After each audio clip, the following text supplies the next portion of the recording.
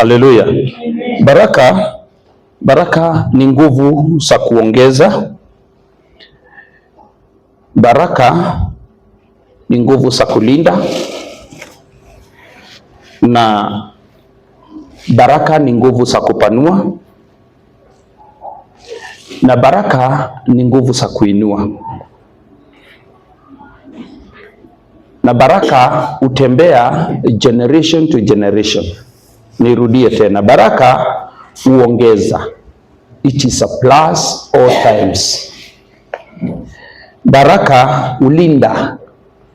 Where there is blessing, there is security. Okay? Baraka hupanua. Hauwezi kupanua wigo wako kama hauna baraka. Na baraka huinua. The power of blessing can take you to another level. And blessing move from generation to generation ikiwa imelindwa. Na baraka ni mtu specially, kama vile kuna mtu anaitwa Holy Spirit. Jesus told his disciples, nikifika kule nitamuomba Baba amtume huyo msaidizi, huyo Roho Mtakatifu. Roho Mtakatifu ni mtu ambaye uneemisha wanyenyekevu kupenetrate. Na naweza kusema Roho Mtakatifu pia ana uhusiano na baraka. Bwana Yesu ainuliwe. Na baraka ni mtu. Baraka ni mtu, na ni mtu mmoja wa wale hawana physical body like Holy Spirit. Ni mtu ambaye hana physical body. Na those two people, they are so powerful. Bwana Yesu ainuliwe. Amen. Na ajabu ni kwamba hao watu wawili ndio wanaweza kufanya mahali popote pawe tofauti. Katika kitabu cha Ezekieli 37, maandiko inasema Ezekieli akachukuliwa katika maono na akaambiwa, akaongeleshwa juu ya mipupa mikafu ya jeshi la Israeli. Ilikuwa imekauka uwandani na ilikuwa imekaukishwa na jua na pumbi miaka mingi, na ikawa haina tumaini. But through Holy Spirit and blessing, na Holy Spirit is a person ule anatembea karibu na wewe ukikaa kadri na maisha ya imani. Naye baraka huwa tu anajificha ndani ya forms. Kwa hivyo baraka huwa ana act baada ya maneno. Baraka hafanyangi kazi ikiwa hakuna maneno. Na tatizo kubwa tuko nalo duniani ni la maneno. Watu wanahangaika sababu kuna maneno ilinenwa ambayo yaliwaumiza. Na watu wana prosper kwa sababu kuna maneno ilinenwa, na ilinenwa na mtu ambaye alikuwa na uweza, ama alikuwa company with somebody called blessing. Tunaona katika kitabu cha Numbers 23 kuna mtu anaitwa, mtumishi wa Mungu alikuwa anaitwa nani? Was called to curse Israel. His name is Balaam. Na alikuwa ameitwa na Barak. Bwana Yesu ainuliwe. Maandiko inasema Barak aliamini ama alijua Balaam angebariki mtu angebarikiwa, na angelaani mtu angelaaniwa. Bwana Yesu ainuliwe. Amen. So tutaenda tukiangalia hiyo vitabu vyote because nataka tujifunze who is blessing. Nafikiri nimeshaifunza who is Holy Spirit. Na leo nataka kuzungumzia who is blessing. Blessing is a person each and everyone is in need, is searching in all ways anatafutwa kwa kila njia yoyote, na watu washaifanya mambo makubwa sana wakitafuta huyu jamaa anaitwa Baraka. Bwana Yesu ainuliwe. Na huyu jamaa ubebwa na watu. In the beginning alikaa na Mungu, na kutoka hapo akawekwa kwa watu wakufu, na kutoka wakati wa Kristo alipokuja akawekwa kwa waumini na kwa the fathers. Bwana Yesu ainuliwe. Tuangalie kitabu cha Matthew, tusomewe Matthew chapter 14, tusomewe kutoka 18 mpaka 20. Kitabu cha Mathayo mtakatifu mlango wa 14 kutoka mstari wa 18 mpaka mstari wa 20. Akasema, nileteeni hapa. Akawaagiza makutano waketi katika majani. Akaitoa ile mikate 5 na wale samaki 2. Akatazama juu mbinguni, akabariki, akaimega ile mikate, akawapa wanafunzi, wanafunzi wakawapa makutano. Wakala wote wakashiba, wakayaokota masazo ya vipande vya mikate vikapu 12 vimejaa. Nao waliokula walikuwa wanaume wapate 5,000 bila wanawake na watoto. Wala akawalazimisha wanafunzi wake wapande chomboni na kutangulia mbele yake kwenda ng'ambo, wakati yeye alipokuwa akiwaaga mkutano. Bwana Yesu ainuliwe. Nashukuru Mungu kwa sababu huyu ni Yesu, na Yesu ameshinda na mkutano wa watu, na Yesu ameona watu wako njaa, lakini hana pesa za kununulia watu hao chakula, ama hiyo namba ya watu chakula. Jina la Bwana liinuliwe. Na alipoona ya kwamba wakienda wataanguka barabarani ama wataumia sana sababu ya njaa, aliweza kuamuru waketishwe. Jina la Bwana liinuliwe. Kwa nini wanaketishwa na hakuna chakula? Because Jesus ako company na the man called blessing. Bwana Yesu ainuliwe. Na blessing kasi yake ni ku times what you have. Bwana Yesu ainuliwe. Blessings kasi yake ni ku times what you have. So blessing is not something you can touch. It is a power, a doer in a man who is a carrier of blessing. Na ninafikiri wakati mmoja tutaangalia qualifications of the man who carry blessings, lakini leo tunajifundisha kuhusu huu blessing. Bwana Yesu ainuliwe. Kristo sababu alikuwa company na huyu blessing, akasema watu waketishwe, na maandiko inasema kulikuwa na samaki wachache na mkate mchache, na akasema siletwe. Kwa nguvu za huyu Baraka ambaye aliandamana na Yesu, tunaona Kristo akiinua mikate ile na kuibariki. Nataka tuangalie maneno kabisa. Akawaagiza makutano waketishwe katika majani, akatoa ile mikate 5 na wale samaki 2, akatazama juu mbinguni, akabariki. Haleluya. Jina la Bwana liinuliwe. Akatazama juu mbinguni, akabariki. Kwa hivyo Baraka kazi yake ni kufunction pali kuna uchache. Eve amenenwa, na amenenwa kwa hisia za baba yake Jehova. Bwana Yesu ainuliwe. Angalia, Yesu akatazama juu mbinguni, jina la Bwana liinuliwe, akabariki mikate ile, alafu akamega. Kwa hivyo kuna watu wengi sana, they say they carry blessing or they accompany with this man called blessing, lakini tunataka kuona where is the source of your blessings? Bwana Yesu ainuliwe. Yesu anatuonesha the company of their blessing ni juu. Maandiko yanasema akatazama juu akiwa ameinua hiyo mikate. Alipotazama juu akaconnect, akaibariki. Bwana Yesu ainuliwe. Baada ya kuibariki akaimega.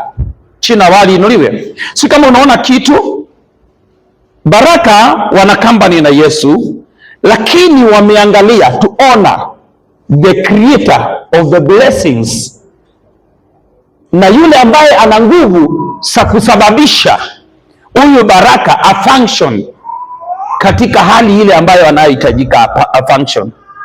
Kwa hivyo hii tunajifunza nini? Mtu ambaye anabariki lazima awe na maungano na yule aliye juu. Bwana Yesu ainuliwe. Mtu ambaye amembeba baraka lazima awe ameshaunganishwa na yule aliye juu. Otherwise, hakuna uwezo wa kubariki kwa njia ingine yoyote isipokuwa mwenye kubeba baraka awe ameunganika na aliye juu. Hiyo ndio kitu tunajifunza kwa hiki kipengele. Bwana Yesu ainuliwe. Tukienda katika kitabu cha Numbers kuanzia 22 inaongea mambo ya Balaam, lakini ningetaka tuangalie 22, tuangalie mstari wa 5. Anasema basi akatuma wajumbe kwa Balaamu mwana wa Beori hata Pedori ulio kando ya mto mpaka nchi ya wana wa watu wake, kwenda kumuita akisema, tazama, kuna watu waliotoka Misri, tazama, wanaufunika uso wa nchi, tena wanakaa kunikabili mimi. Basi njoo wewe na kusihi unilaanie watu hawa, maana wana nguvu kunishinda, nami labda nitawaweza tupate kuwapiga niwafukuse watoke katika nchi yangu. Kwa maana najua, hii ndiyo kitu nataka uangalie, kwa maana najua ya kuwa yeye ubarikie ubarikiwa, na yeye umlaanie ulaaniwa. Haleluya. Nataka uangalie maneno. Na Balaamu aliendelea kutumana na Baraki naye aliendelea kusuiliwa, lakini tunaona ukifika 23:1 inasema Balaamu akamwambia Balaki, jengea hapa madhabahu ukaniandalie hapa ng'ombe waume 7 na kondoo waume 7. Baraki akafanya kama Balaamu alivyonena. Baraki na Balaamu wakatoa sadaka ng'ombe mume mmoja na kondoo mume mmoja juu ya kila madhabahu. Balaamu akamwambia Baraki, simama karibu na sadaka yako, nami nitakwenda, labda Bwana atakuja kuonana nami, na lolote atakaloniambia nionyesha nitakuambia.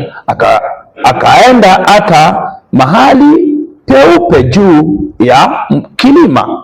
Mungu akakutana na Balaamu, na Balaamu akamwambia, nimetengeneza madhabahu 7, nami nimetoa sadaka ng'ombe mume na mmoja na kondoo mume mmoja juu ya kila madhabahu. Bwana akatia neno katika kinywa chake Balaamu, akasema, umrudie Baraki ukaseme maneno haya. Akarudi kwake na tazama, amesimama karibu na sadaka yake. Nataka tuangalie kitu kimoja. Balaamu ikawa aliaminiwa ni mtu akibariki amebariki na akilaani amelaani. Nataka uangalie Balaamu, source yake ya kubariki na kulaani inatoka kwa nani? Kwa Mungu. Ameenda kukutana na Mungu.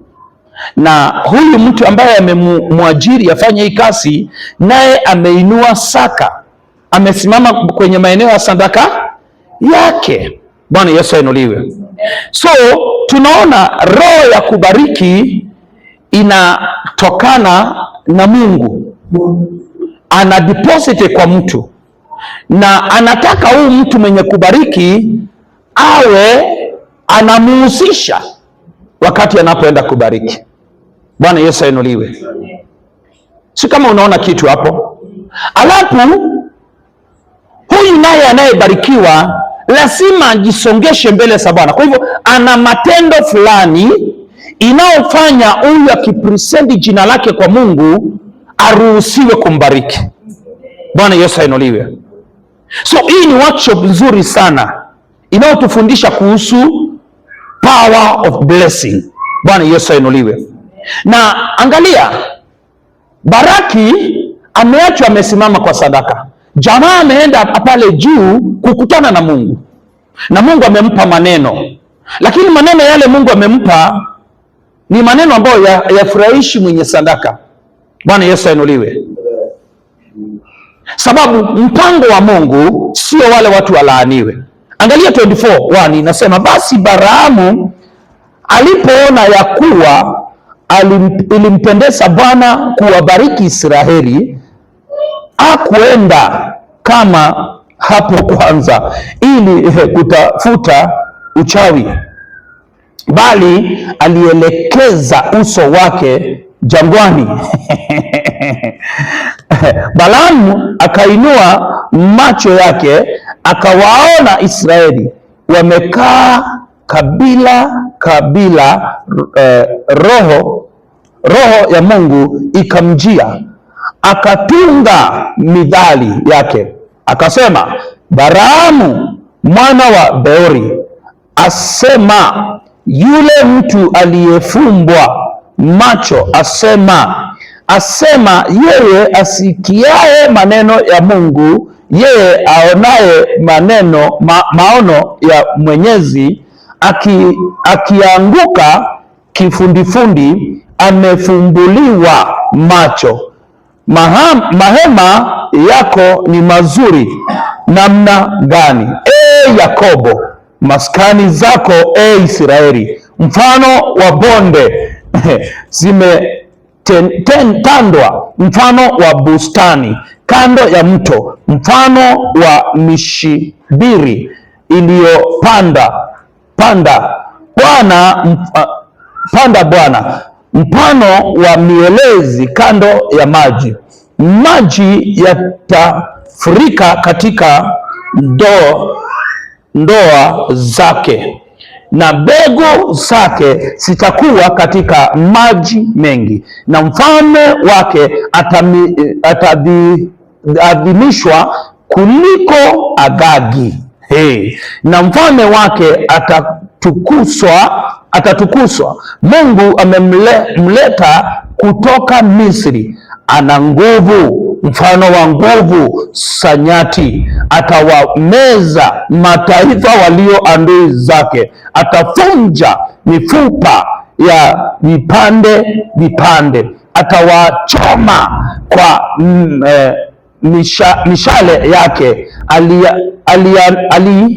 Alinama akalala mfano wa simba, na kama simba mke ni nani atakaye mstusha? Na abarikiwe kila akubalikiaye, na alaaniwe kila akulaanie.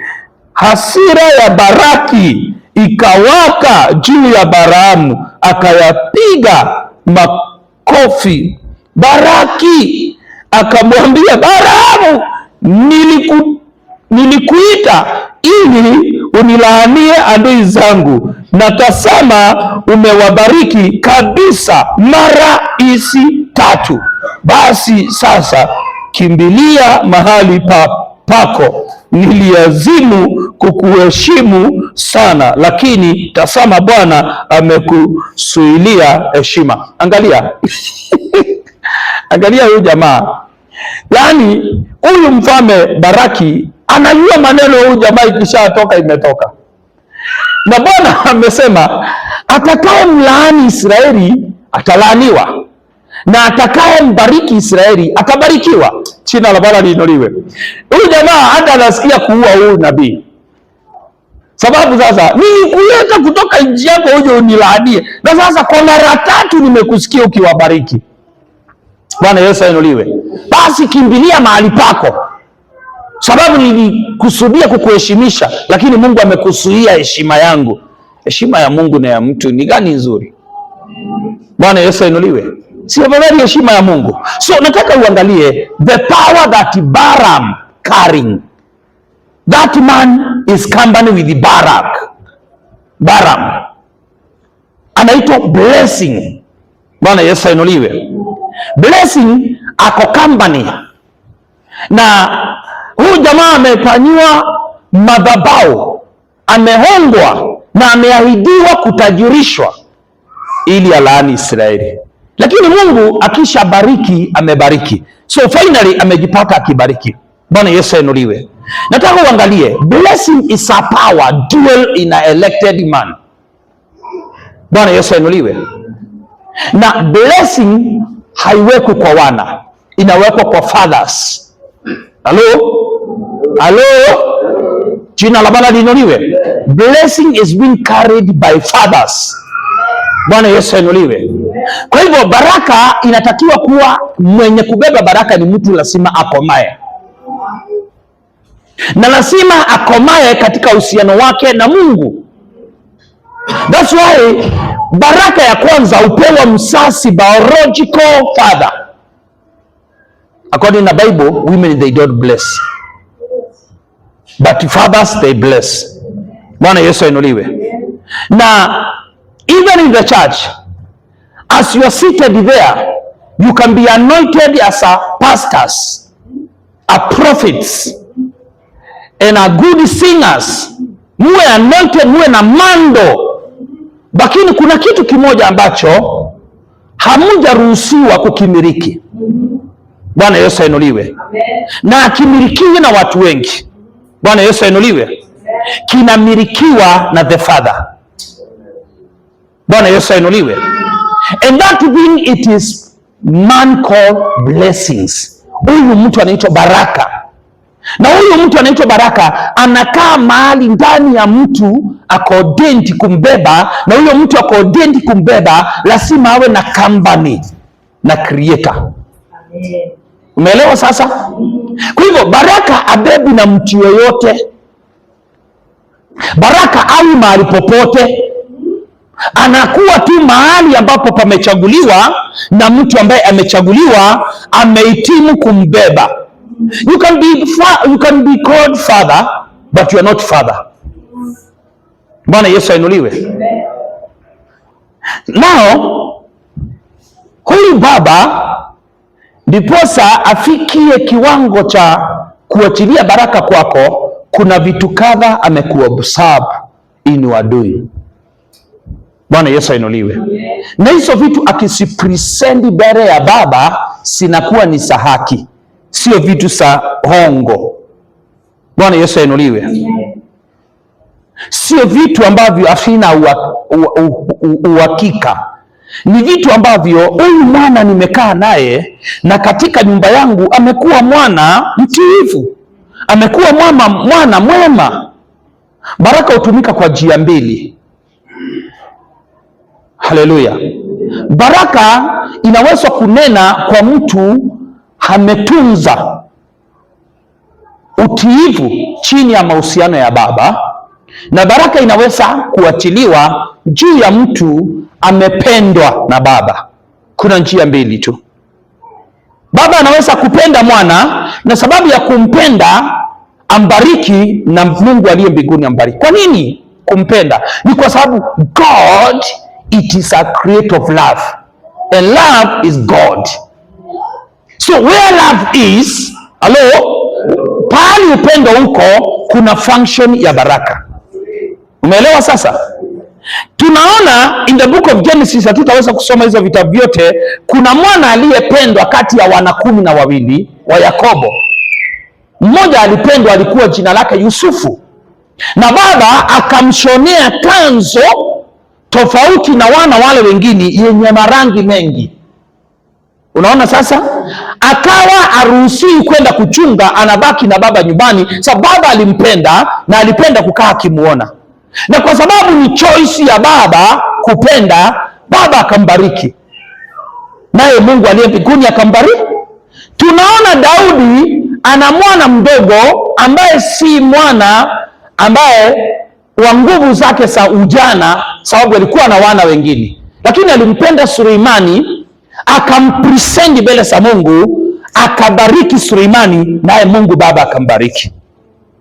Umeona sasa, baraka zinatembea na njia mbili: huduma uliotoa chini ya yule mbeba baraka, ama upendo aliyekupenda naye. Umeelewa sasa? Mbeba baraka akikupenda, anaweza kunena baraka juu yako na hiyo baraka ikuje.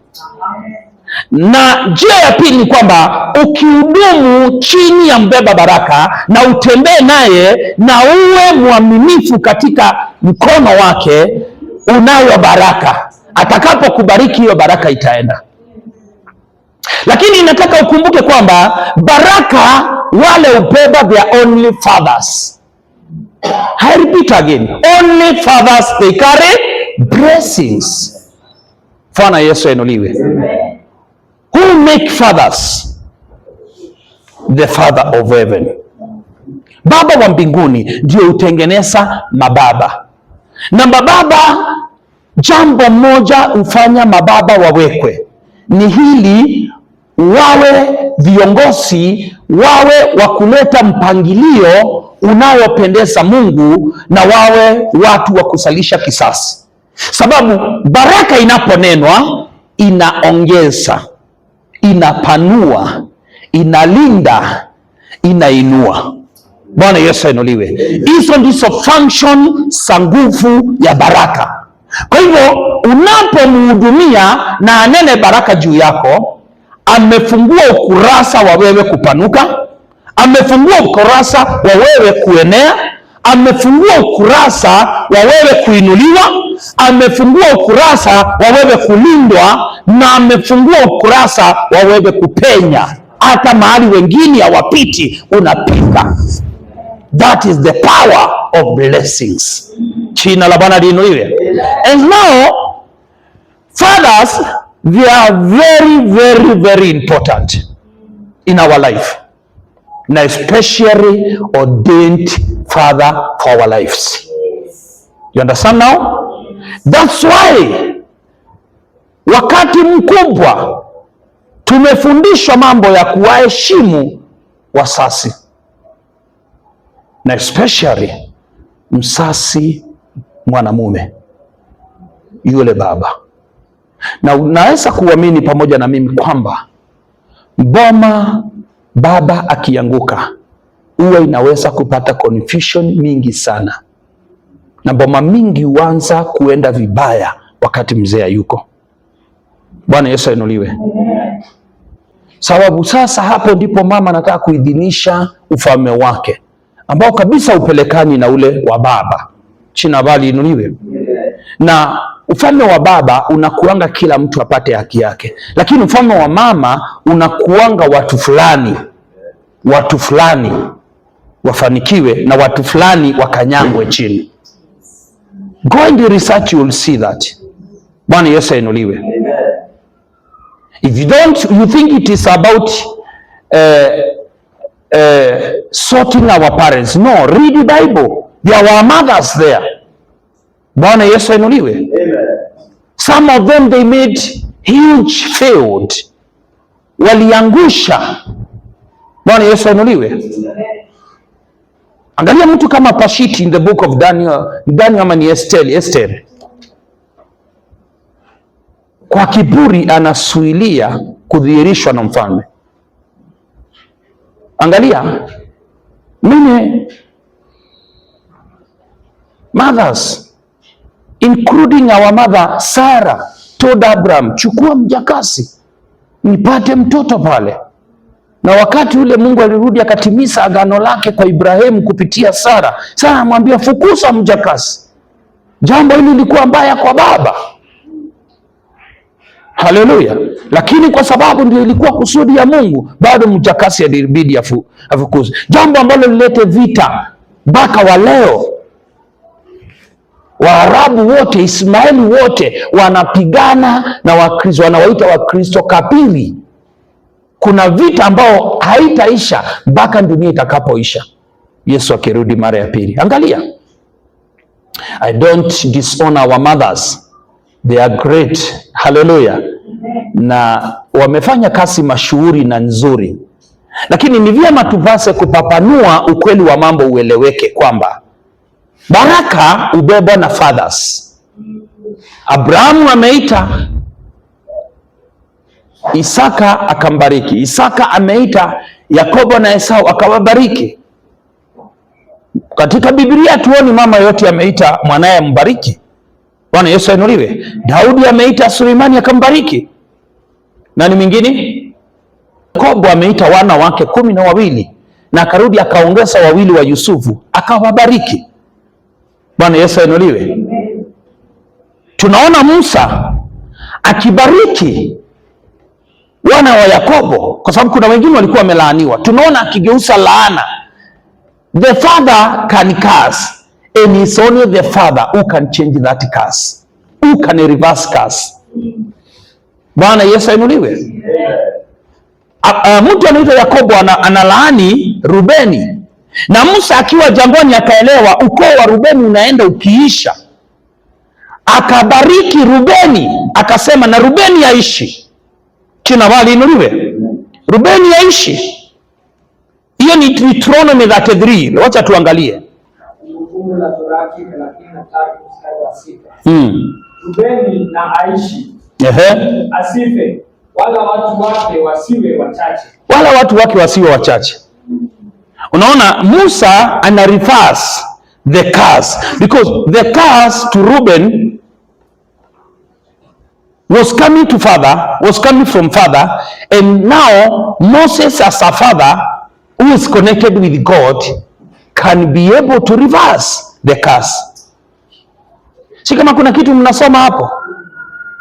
Aliye laani ni baba, na anaye reverse laana na kubariki ni baba. Jina la Bwana liinuliwe. Na ni muhimu sana ufahamu kwamba Mungu work na vitu mbili. Honor, it's good to have accountability of honor. Uwe na nidhamu ya kutosha na umemheshimu Mungu ndio uweze kubeba baraka. Nafikiri ni Samueli ilikuwa hebu angalia 1 Samuel chapter 9 tuangalie hapo 13, anatuambia nini?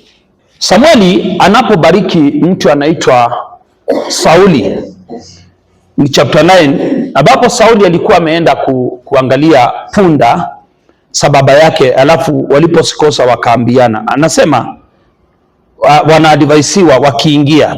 15 inasema basi Bwana alikuwa amemfunulia Samueli siku moja kabla Sauli hajamwendea, akisema, kesho wakati kama huu nitakuletea mtu kutoka nchi ya Benjamini, nawe mtie mafuta awe mkuu juu ya watu wangu Israeli, naye atawaokoa watu wangu na mikono ya Wafilisti, maana nimewaangalia watu wangu, kwa sababu kilio chao kimenifikia. Hata Samueli alipomuona Sauli, Bwana akamwambia, huyu ndiye niliyekuambia habari zake, huyu ndiye atakayewamiliki watu wangu. 18, ndipo Sauli akamkaribia Samueli langoni, akasema, tafadhali uniombie nyumba ya muonaji iko wapi?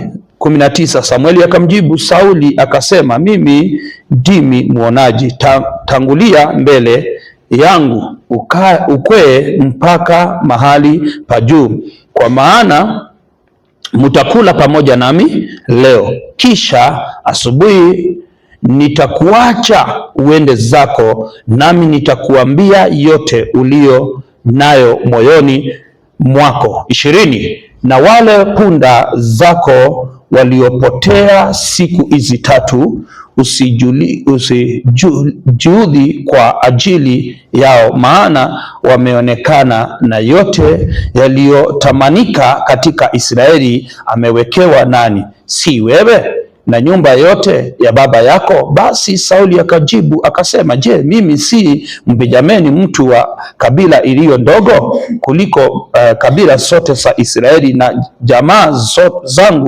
jamaa yangu nayo si ndogo kuliko jamaa zote za kabila ya Benjamini? Kwa nini basi kuniambia hivyo? Naye Samueli akamwambia Sauli na mtumishi wake, akawaleta ndani sebuleni, akawaketisha mahali. Nataka kuangalia Samueli akimtuma Sauli asubuhi hiyo. Hata 25, hata iliposhuka kutoka mahali pa juu kufika mjini, akaongea na Sauli darini. Nao wakaamka alfajiri, kisha akawa kulipopambazuka, Samueli akamwambia Sauli darini akisema, inuka nikupeleke kwenu. Basi Sauli akainuka, nao wakatoka wote wawili, naye yeye na Samueli. Hata walipokuwa wakishuka mwisho wa mji, Samueli akamwambia Sauli, mwambie mtumishi atangulie. Naye akatangulia, bali wewe simama hapa sasa, ili nikuambie neno la Mungu. Ndipo Samueli, chapter 10, akatoa kichupa cha mafuta, akayamimina kichwani pake, akabusu, akasema, je, Bwana akukutia mafuta uwe mkuu juu ya watu wake Israeli, nawe utamiliki watu wangu, watu wa Bwana, na kuwaokoa na mikono ya adui zao. Kisha hii itakuwa ishara kwako ya kuwa Bwana amekutia mafuta uwe mkuu juu ya urithi wake. Angalia, this is a father. Samuel was a honored father. Amekutana huyu kijana na amembadilisha. Hajamwachilia aende kwao akiwa kijana tu, bali sasa anamrudisha kwao akiwa mtiwa mafuta. Na hapa ndipo mwanzo wa maisha ya Sauli. Ni nini tunataka kusema? Maisha ya Sauli imeanza kubadilika sababu amekutana na baba aliyetayarishwa na Mungu kwa sababu ya maisha ya Samueli. Bwana Yesu ainuliwe. Sijui kama unaelewa kwamba unaweza kuhangaika mpaka udhani kwamba Mungu hana haja na wewe, na tatizo lako tu ni moja, haujakutana na baba aliyeidhinishwa juu ya maisha yako. Bwana Yesu ainuliwe. Na njia moja ya kujua baba aliyeidhinishwa juu ya maisha yako ni kwamba utakapokaa chini ya ufuli wake, things will begin to change and grace will begin to operate. Sometimes you cannot even tell nimefunction yaji kwa hii level, but things will function on their way. Vitu vitaingiananga kwa njia yake, ujipate sinakuwa dried amazing kwa njia ambayo hauwezi eleza. Na hapo utaelewa mahali niko na neema iliyo juu yangu nahitaji kuitunza. Bwana Yesu ainuliwe. Na hii ndio jambo mitume walielewa, kwamba wakiwa na Kristo mambo yalikuwa mepesi. Na siku moja akamwambia, na nyinyi pia mnataka kuenda? Petro akamwambia, tuende wapi Bwana? Tukuache wewe uliye na uzima wa milele, tuende kwa nani? Bwana Yesu ainuliwe. Kwa nini? Walikuwa wameona neema na vitu vilivyofanyika chini ya kumfuata Kristo vilikuwa vitu vyepesi, haikuwa na ugharama mkubwa.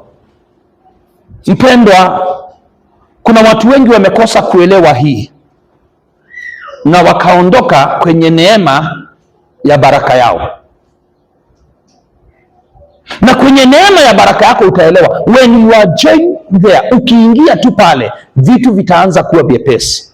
Ile uzito ulikuwa naye utaanza kuanguka, na mambo mapya itaanza kuingiana, and your life can begin to change in one dimension to another dimension.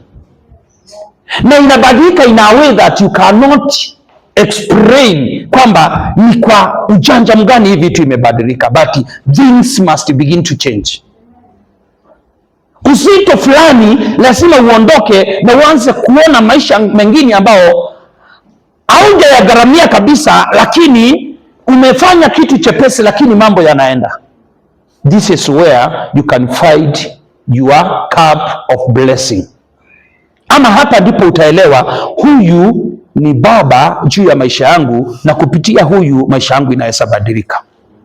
Jina la Bwana liinuliwe. Because always Mungu akibariki atatumia mtu. Mungu amewekesha watu duniani ambao amewaita baba ili wasimame kwa niaba ya watu wake, na lazima Mungu atakuongoza mpaka chini ya baba. Na kuna watu wanaongozwa na Mungu, wanafika chini ya baba na wanaona kibali kile na wanaona neema ile ikifanya kazi, alafu kwa njia isiyoeleweka wanatupa mikono na kuondoka.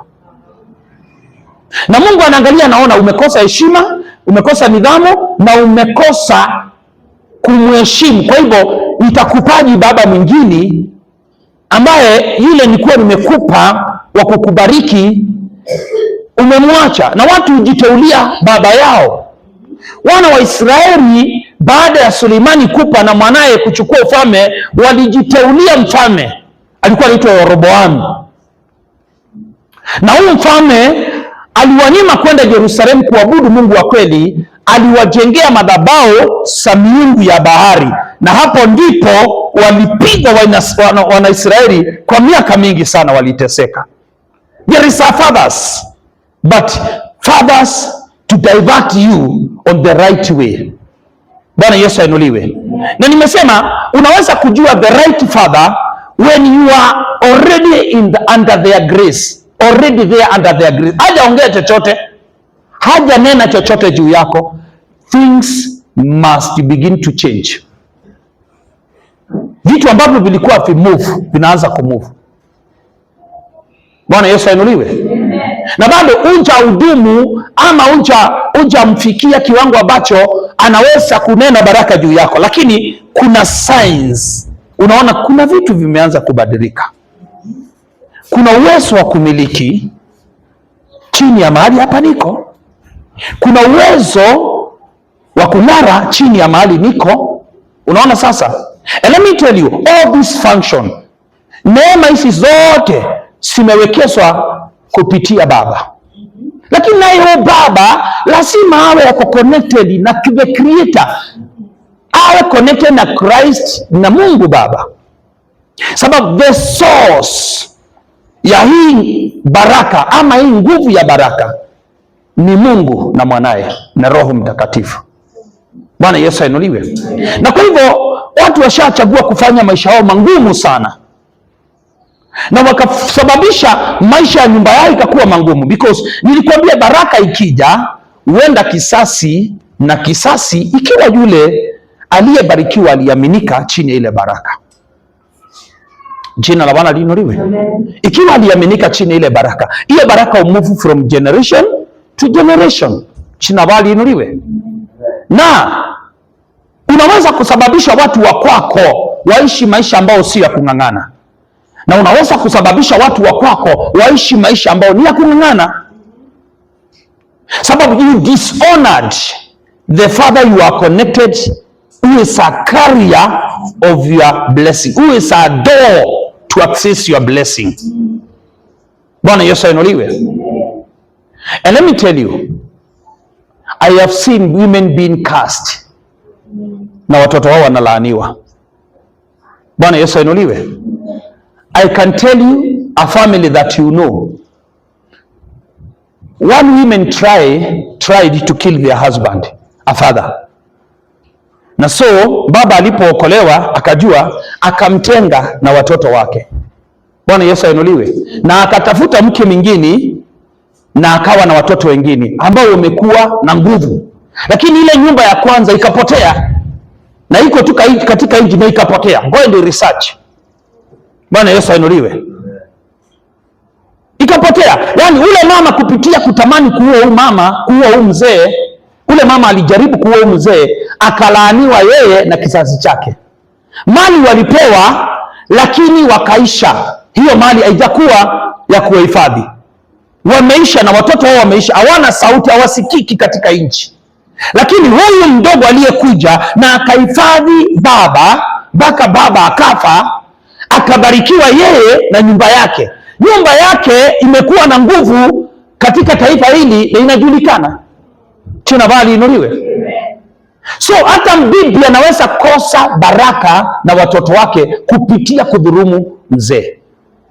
Because when you are in a marriage, the father is ahead, is the one who is connected with God.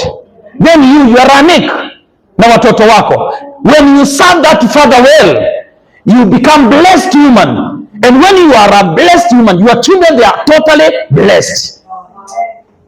You understand? Yes. You see now the meaning of father. Unaona sasa umuhimu wa baba. Baba kazi yake ni kubariki, na kila baba ana maeneo ameaminiwa. Unajua tuna masomo ya kuona mama na baba wakibishana, na wakati mwingine hata watoto wote tunaingilia na tunasapoti mama Lakini wacha nikuambie, baraka zenu siko kwa huyo baba. You better uombe kwamba mama asimalizie vibaya na baba, kwa sababu baba ndiye kichwa. Yeye anaongea na Mungu, naye mama anaongea na baba. Mama anaongea na baba. Vitu za mbinguni zinapeana ina order. Bwana Yesu ainuliwe. Sikija kwa hiyo familia sinakujia kwa baba, then baba akipendeshwa na mke anampa hiyo baraka na kizazi chake.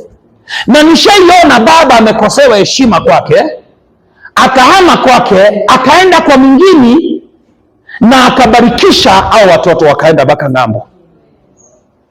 Na wale wake wenyewe kusaa waliomfukuza na kumpeleka kotini wakahangaika, pamoja na kuwa walibaki na shamba kubwa na mang'ombe mengi, wakahangaika wakaparakana. Kwa nini? Siri si ng'ombe na shamba, siri ni that power. Hiyo nguvu ya baraka iko ndani ya mzee mnadharau. That's why we need to teach ourselves to honor parents. Jina la Bwana liinuliwe. Baba ni mtu muhimu sana. Baba ni mtu muhimu sana. Na wewe uliye na watoto hawana baba, Mungu akupe baba. Na hakuna watoto hawana baba, sababu hata hapa Mungu amekupa baba. You can bless your children through this father. Yes.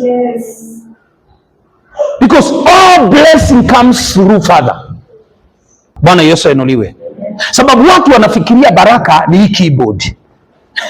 Lakini kuna source of this key. Hii keyboard kabla haijakuja hapa ilikuwa wapi? Ilikuwa inside a man. Bwana Yesu ainuliwe. Ilikuwa ndani ya mtu. Hii keyboard ilikuweko, lakini ilikuwa ndani ya mtu. Sasa tunaita baraka sababu ni physical, lakini hii si baraka. Baraka ni pahali keyboard ilitoka. Bwana Yesu ainuliwe. Baraka si hii nyumba, baraka ni mahali hii nyumba ilikuwa. Kwa hivyo nataka kusema hivi, baraka ni nguvu. It's a power from God to man. A father who is a carrier of blessing. And all blessing must be carried by father.